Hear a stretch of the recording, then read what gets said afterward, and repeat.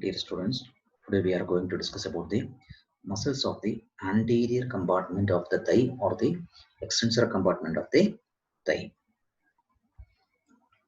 So before going to that, we should know what are the compartments of the thigh. Thigh, it is having three compartments. Okay, see this medial aspect of the thigh or medial side of the thigh, it is known as what? Adductor compartment or the medial compartment or the adductor compartment. Then front side of the thigh or the anterior compartment. Then back side of the thigh is known as posterior compartment. So front side of the thigh, anterior compartment, back side of the thigh, posterior compartment. In addition to this anterior and posterior compartment, one more compartment is there, that is called the medial compartment. Here in the medial side, medial compartment. Okay, so basically three compartments are there in the thigh: medial or the adductor, anterior or the extensor, then posterior or the flexor compartment. Okay, now we are going to see the anterior compartment or the extensor compartment. Okay, see basically five muscles are there. What are the five muscles? Sartorius muscle. The first one is the sartorius. Then second one rectus femoris. Third one vastus lateralis. Fourth one vastus medialis. Then vastus intermedius. So these four muscles, last four muscles, together known as what? Quadriceps femoris, or those four muscles together considered as a single muscle. That single muscle is known as what? Quadriceps femoris. So means quadriceps femoris muscle, it is having four heads. What are the four heads? One is rectus femoris. Okay, then second one is vastus lateralis, then vastus medialis, then vastus intermedius. Okay, so these are the four heads of the quadriceps femoris. That's why it's known as quadriceps. Okay, so in addition to this quadriceps femoris, we are having one more muscle, that is what? A sartorius. So first we are going to see the origin and insertion of sartorius muscle.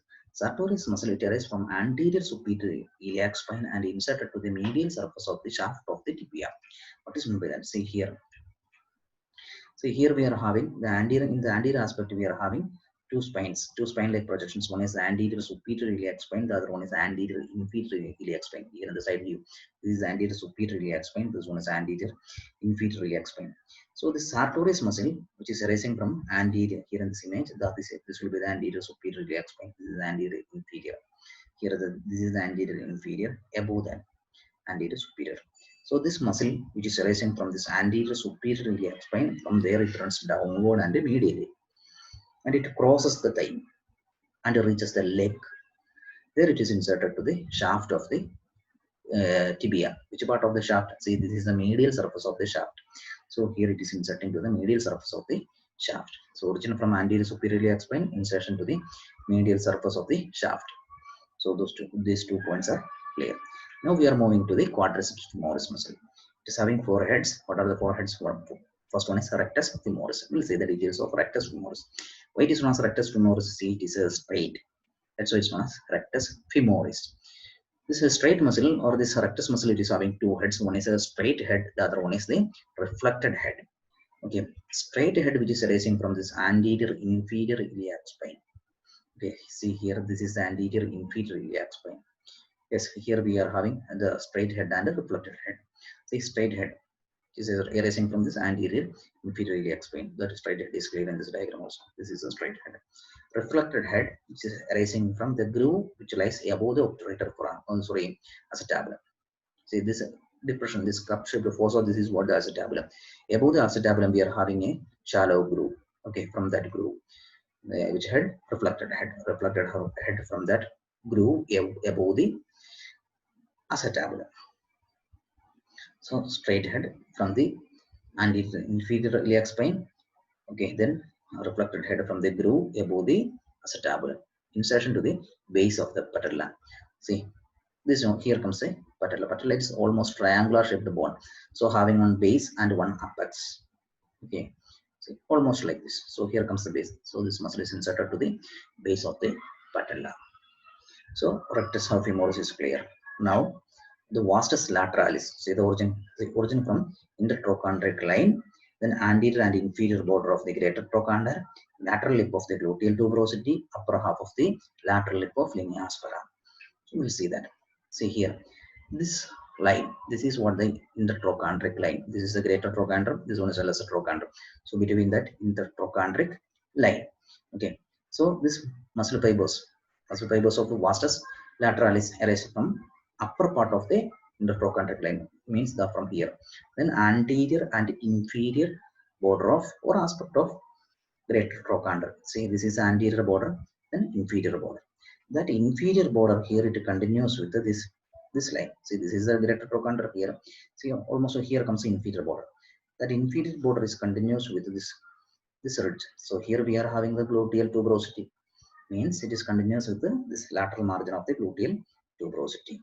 So some fibers are arising from this lateral margin of the gluteal tuberosity, and here it reaches the posterior border of the femur of the linea aspera.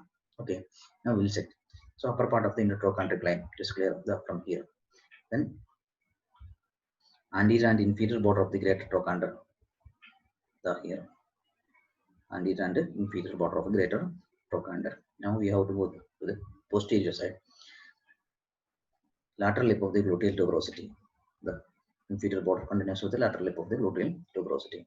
That lateral lip of the gluteal tuberosity is continuous with the linea aspera over the posterior border.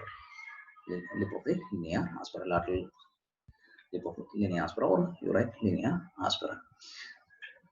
Now this is what that muscle, vastus lateralis muscle. That muscle also inserting to the base of the patella. See the here that this is the patella. So insertion to the base of the patella. Now vastus medialis. Vastus medialis, it is arising from lower part of the intertrochanteric line, then spiral line, medial lip of the linea aspera, and upper 1/4 of the medial supracondylar line. We have to check it. See, this is the intertrochanteric line. So this muscle is from the lower part. See from here, that lower part is continuous with another line. See, here comes the lower part. That lower part is continuous with another line. Now this ridge, it is one of the spiral line. Okay, see, this one, it is known as the spiral line. That spiral line also ends here in the posterior border of the femur or the linea aspera. Okay, now here in the lower part, it is continuous with another ridge. It is known as supracondylar ridge. Okay, above the condyle, that's what it's known as supracondylar ridge. Okay, so that muscle is arising from these points, lower part of the linea aspera, then that lower part of the intertrochanteric line. That in lower intertrochanteric line continues with the spiral line. So some fibers are arising from the spiral line, then linea aspera, then supracondylar ridge. So these points are clear. That muscle also inserted to the base of the patella. Only base is there, so base of the patella. Now we have to see the muscle. See, this muscle is seen in the medial side. That's what's known as vastus medialis. It is sitting to the base of the patella. So lateral side, vastus lateralis. Okay. Now between the vastus lateralis and vastus medialis, there we can see another muscle, that one is the vastus intermedius. So fourth muscle, vastus intermedius. It is arising from anterior and lateral surface of the shaft of the femur. Okay. See, this is the anterior surface. Between this lateral border and medial border, this surface, it is a anterior surface. And between this lateral border and posterior border, see here, this is a lateral border and this one is a posterior border. Now this surface, it is a lateral surface. So this muscle fibers are arising from upper 3/4 of the anterior and lateral surface of shaft of the femur, means this part of the anterior surface and this part of the lateral surface. So upper 3/4 of the anterior surface and upper 3/4 of the lateral surface. Okay.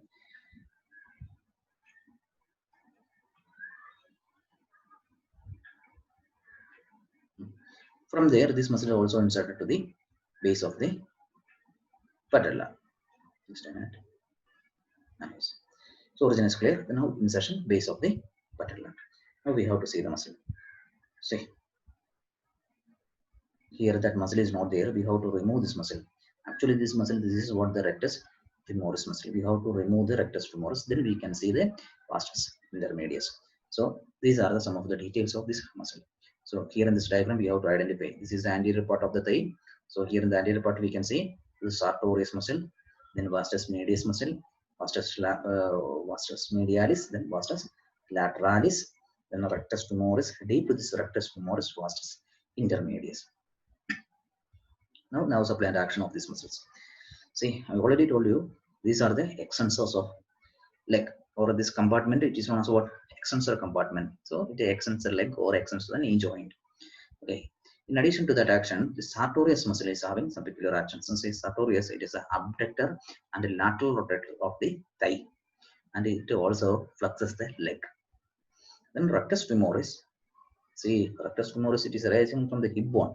So it is having one more action. In addition to this extension, this rectus femoris is having one more action, that is what? The flexion of the hip joint. Okay, so all these muscles are extensors of leg, except this sartorius. Sartorius, which flexes the leg. Okay. Now, nerve supply. These muscles are supplied by femoral nerve. Okay. In infants, intramuscular injections are given to this muscle, mainly this vastus intermedius or rectus femoris and vastus intermedius. Okay. So remaining details you have to read from your text. Okay, thank you.